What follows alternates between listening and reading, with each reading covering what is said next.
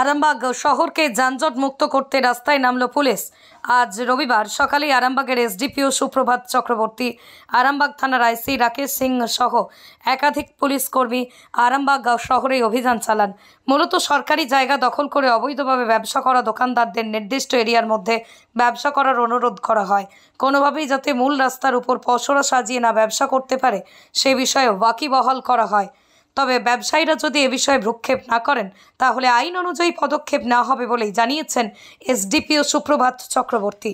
তবে তিনি জানিয়েছেন এ বিষয়ে পৌরসভা এবং পিডব্লিউডি উভয়কেই লিখিত অভিযোগ দিতে হবে বলেই জানান তিনি। রাস্তায় নেমেছেন না, আমাদের তো পথ চলতি মানুষদের আমরা নিজেরাও যখন এই দিক দিয়ে যাই তখন দেখতে পাই যে প্রচুর জ্যাম হয়।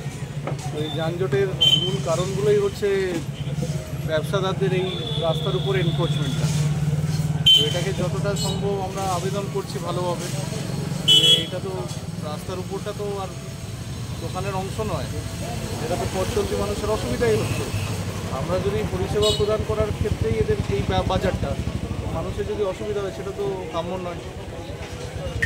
এর আগেও দেখা গেছিলো আপনারা এই যানজট মুক্ত করে রাস্তায় নেমেছিলেন, এবং আগামী দিনে যদি এই পরেও যদি না হয় এরপরে কি পদক্ষেপ নেবেন? এরপরে আমরা অনেক কিছু ভেবে রেখেছি, সেগুলো আস্তে আস্তে ইমপ্লিমেন্ট হবে। স্যার, আরামবাগের যে এইখানে আমি বলবো যে পৌরসভার যদি যেখানে যেখানে নো পার্কিং জোন আছে সেখানে যদি পৌরসভার কর্তৃপক্ষ থেকে কেউ আসে, আমরা আমাদের পুলিশের সহায়তা দেবো সেগুলোকে যানজট মুক্ত রাখার জন্য। এই খবর পিডব্লিউডি অফিসের সামনে পিডব্লিউডি অফিসিয়াল আমাদেরকে যদি জানায়, আমরা ওনারা যখন যানজট মুক্ত ওই জায়গাটাতে ইমারতি যে দ্রব্যগুলো পড়ে আছে সেগুলো সরানোর ক্ষেত্রে আমরা থাকবো। যদি কেউ বাধা দেয় আমরা দেখে নেব। আর উনি যদি চান যে এনক্রোচমেন্টের উপর কোনো কেস করতে, তার তো কমপ্লেন আমরা সেইগুলো সিজ করে নেব।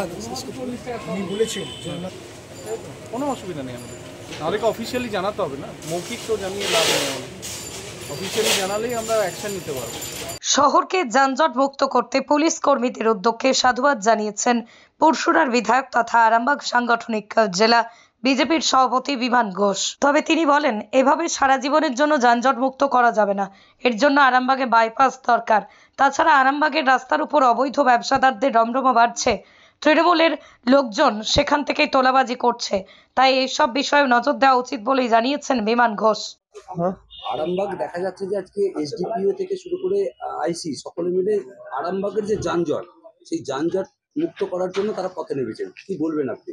একদিন যানজট মুক্ত করে হবে না, ইনফ্রাস্ট্রাকচার তৈরি করতে হবে। বাইপাস চাই, বাইপাস ছাড়া আরামবাগের যানজট মুক্ত হবে না।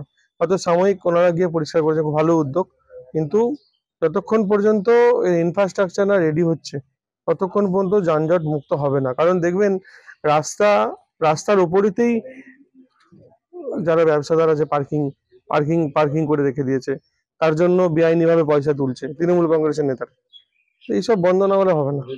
নিরোগ ডায়াগনস্টিক, এখানে পাবেন রোগ নির্ণয়ের অত্যাধুনিক বিদেশি মেশিন, অভিজ্ঞ রেডিওলজিস্ট এবং প্যাথোলজিস্টের সমন্বয়ে বিশ্বাসযোগ্য নির্ভুল রিপোর্ট। আরামবাগ শহরের সর্বপ্রথম CT scan, ultrasonography, endoscopy, colonoscopy, colour Doppler, echocardiography, digital X ray, EMG, NCV, ECG, EEG, advance প্যাথোলজির মতো সুবিধাযুক্ত প্রতিষ্ঠান। এছাড়াও আছে বিভিন্ন বিভাগের অভিজ্ঞ চিকিৎসক দ্বারা ওপিডি ক্লিনিক। ঠিকানা কোর্ট রোড, আরামবাগ, হুগলি।